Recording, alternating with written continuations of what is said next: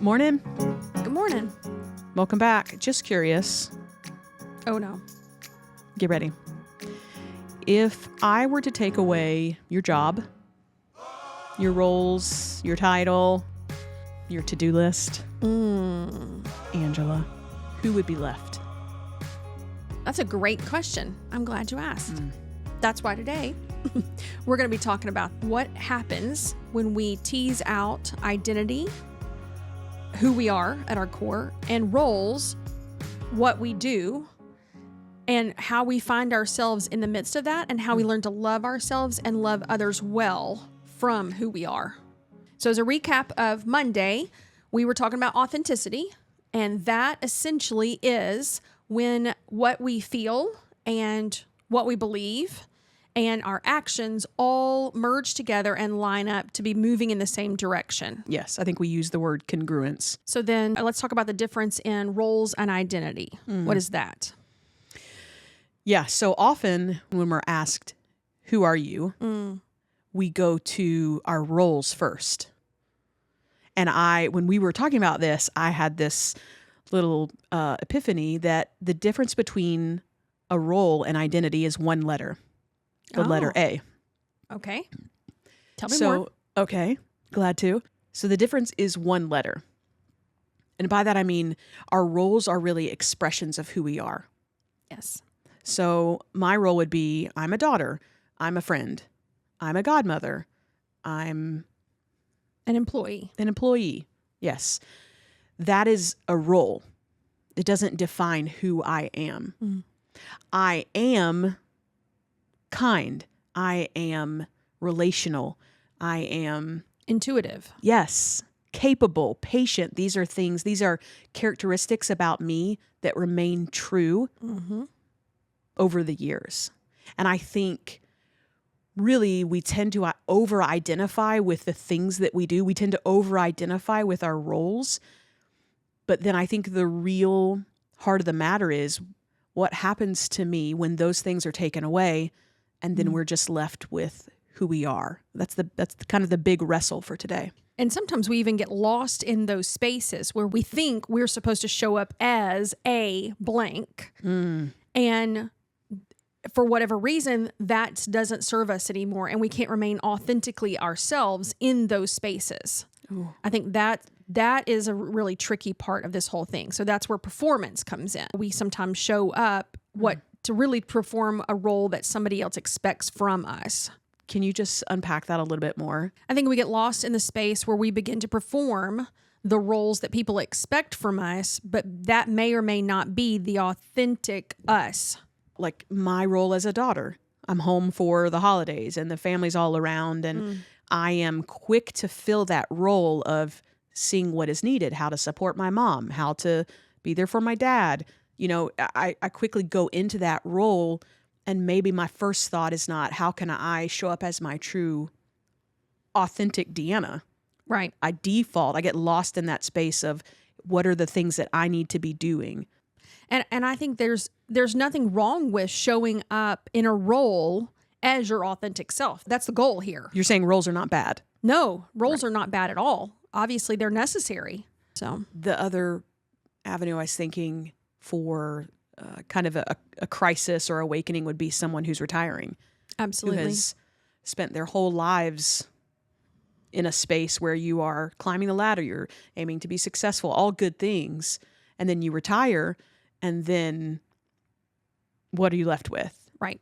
And even really just the routine of getting up every single morning, having breakfast or whatever, getting ready, going to a job space all day, every day for, we've got people, my dad worked, 45 years and then decided to retire. And so trying to find now, what does he do with his days? Right. And not everybody wants to retire on a golf course in Florida. And so, finding new ways of expressing yourself. So yeah, I think there are multiple ways that people, I think about professional athletes as well, who have spent brilliant careers being on TV or whatever, and they have this persona and they have this identity that's really a role that they play, and then they come off the court, they come off the field, and they have to sort out who am I. Something I just picked up on what you said about your dad was, now what do I do to fill my days? Which is so interesting because that's always, I think, what we default to. It's not the identity. It's still looking for a new role. Yes. So I think this whole idea of self-discovery and being authentic is, who do I want to be? Who am I? So that when those roles are taken away, that I don't get lost. I don't have a crisis. Right. Because I know who I am. I know who I want to be. So as we continue to tease out the difference in roles and identity, what's a time you think that you saw the difference in those profoundly? I would say just recently, and you know this, but I walked away from a job where I was project lead for a big national project, really the connector and the driver. And when I walked away, I felt like I was losing a big part of who I was. But it was interesting because what I realized shortly after I resigned was that, like, my skills, my creativity, my drive for organization, I didn't leave those things at the job. Like, those things came with me. So I realized those things aren't my role. They're me. They show up whether I have a title or not. Right. And I think you found it harder to operate from your authentic self in that space. For sure. Because of the work environment. Well, I mean, that's essentially why I walked away. There was this incongruence that I experienced every day, and it was really tough. And so it was hard to walk away, but I knew that if I was going to be true to who I was and this space that I wanted to step into with authenticity, that I had to walk away from it. What about you? For me, it's probably this current season where I'm at in this whole transition. So as I no longer fulfill the role of mother in the way, also for the majority of my marriage, I have lived out of a traditional gender roles, been a trad wife. If my girls have taught me that phrase. And I have enjoyed it. I have not one regret about that. However, I also carried the emotional weight of the family. I've carried all the things. And so as I've begun to find myself and find my voice again and move into spaces that allow me to be my authentic current self, that's been a little bit tricky for our marriage. And so my husband has been gracious, but it hasn't come without some kind of like ripples. Recalibration? Yes. And everybody trying to find out now, practically speaking, who's cooking dinner. Or, so my laundry's not done yet. So he may have to do his own laundry, which he has done well. But these are all a part of me teasing out. I functioned as his wife in these types of ways. And now I'm choosing to use my authentic self in different ways. And so those roles aren't as prominent. Yeah. And so it's caused some very interesting conversations, if nothing else. I wanted to point out, too, that in the opposite way, I think you could learn from people in your lives that speak into who you are. I remember a few years ago, my goddaughter, she was probably 3 or 4, and I would go and visit her, and of course we would just spend time playing. And probably different than her experience with other adults. You know, I'd read, we'd just play. And she looked at me one day and she'd be like, she calls me Queen, and she'd say, Queen Deeds, you're just like a big kid. You're a big kid. And I don't know, it's neat how you can gain from other voices in your life. They can speak into who you are. Absolutely. And so I would say listen to the people in your life and in your spaces who are speaking to your identity. Find people in your life that champion who you are.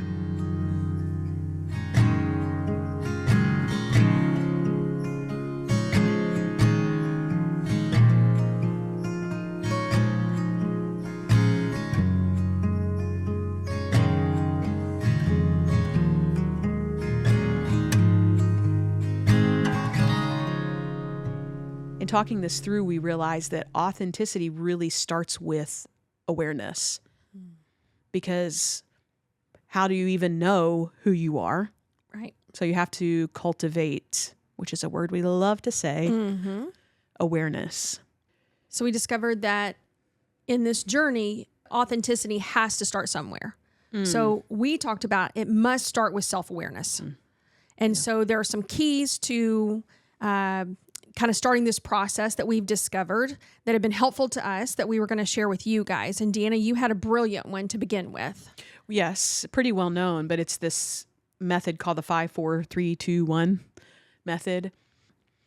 And you can do this anywhere, at any time, but you start with 5 things that you can see. Okay, let's do it. So I can see the reflection of the camera in that mirror.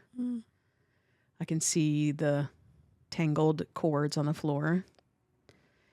I can see the reflection off the petals of that jade tree. I can see just how this color palette is something I love very much. And I can see the shadow on the ceiling. Okay. And what about 4 things you can feel?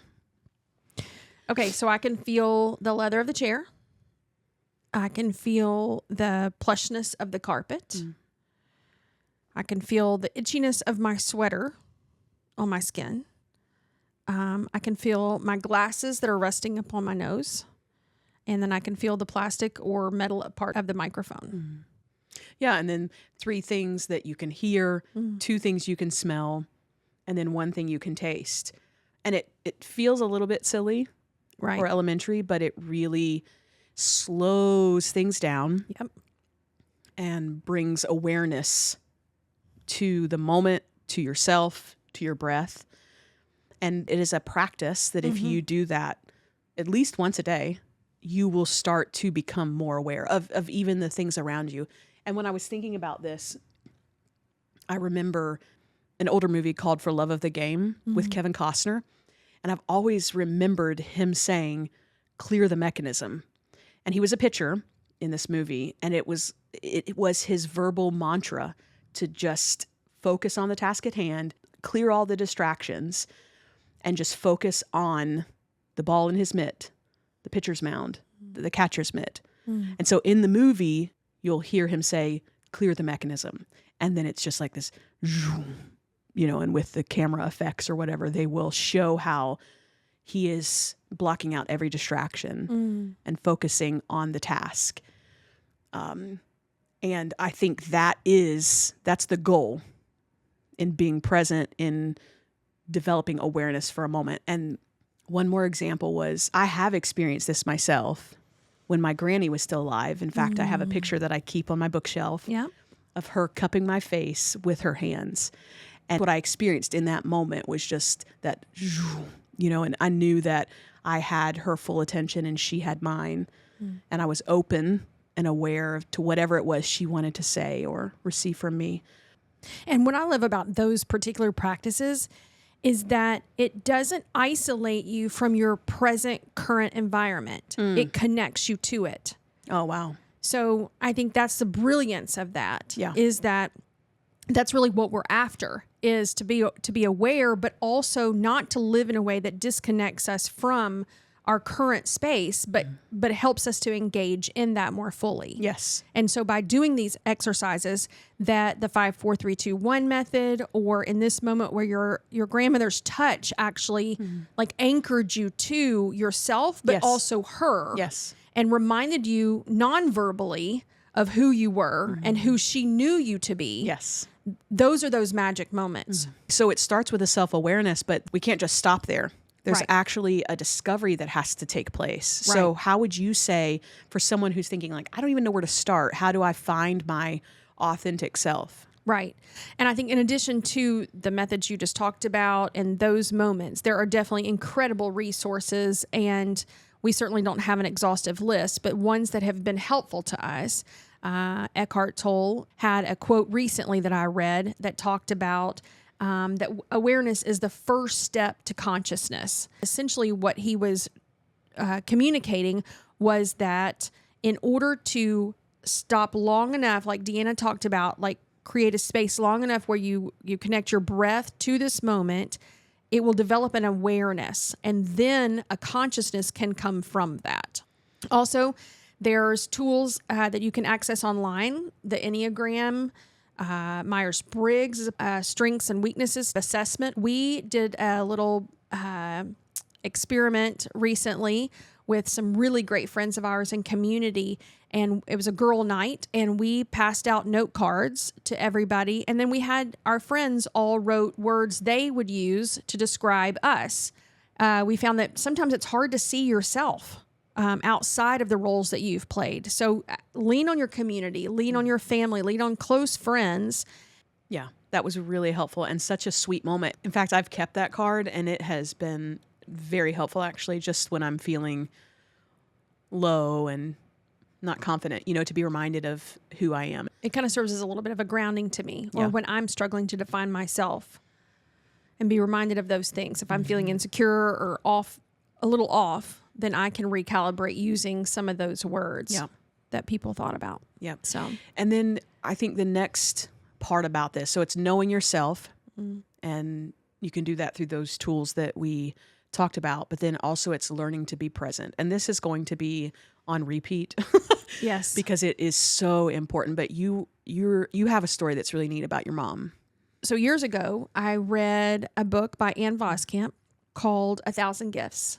And in that, she began to practice giving thanks for just every little thing that she could see. But in that, not only was it developing a spirit of gratitude or whatever you'd like to say, it was also grounding her in the moment to be present, to see and notice things. And historically, I'm a task-oriented, get-it-done kind of girl. Oftentimes, raising our kids, I was too busy thinking about the next thing I needed to do instead of being present even with my own children in the moment. Even though I was physically present, I wasn't always emotionally or relationally present. And so my mom, years and years ago, just kind of lovingly reminded me to sit down, read the book, because I didn't get that moment back.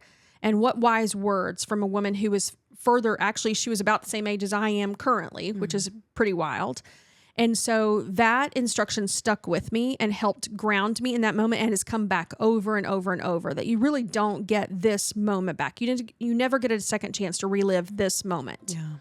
And so to try to be present in those, I think is wise counsel. I think our moms and grandmas would be very proud of us.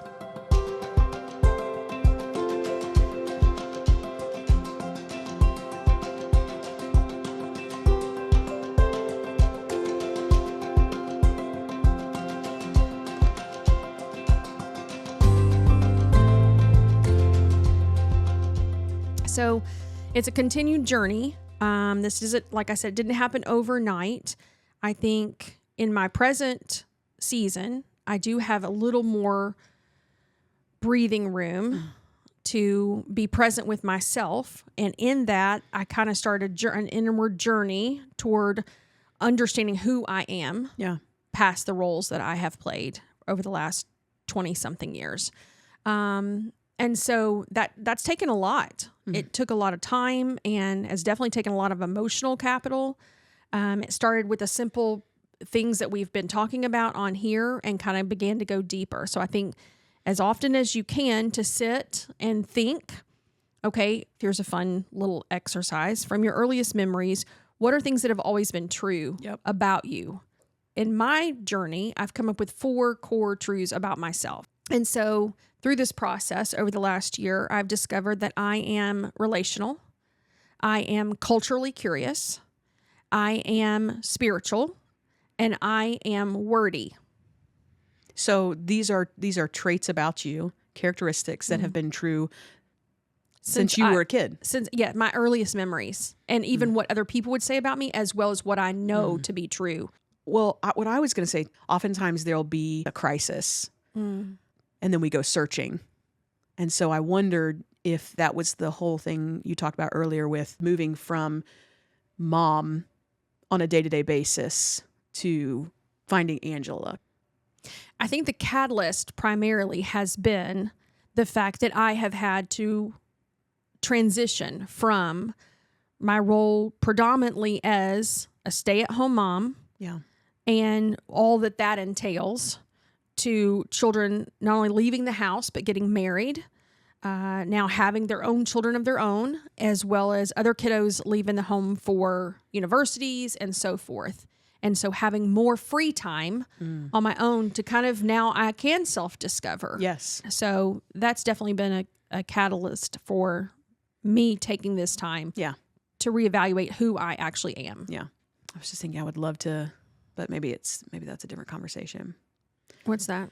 Well, just like how identifying those 4 things about you has transformed your space. I think that's a conversation for next week because I feel like that means I'm no longer showing up in spaces that I used to. And boundaries. We may have to talk about boundaries next week too. For sure. Thanks for sharing this space with us. We would really love to hear your thoughts on separating roles from identity. What's been easy for you? What's messy? And on Friday, we'll wrap the week up with big takeaways and a few stories that maybe didn't make it into today's conversation. So come back Friday.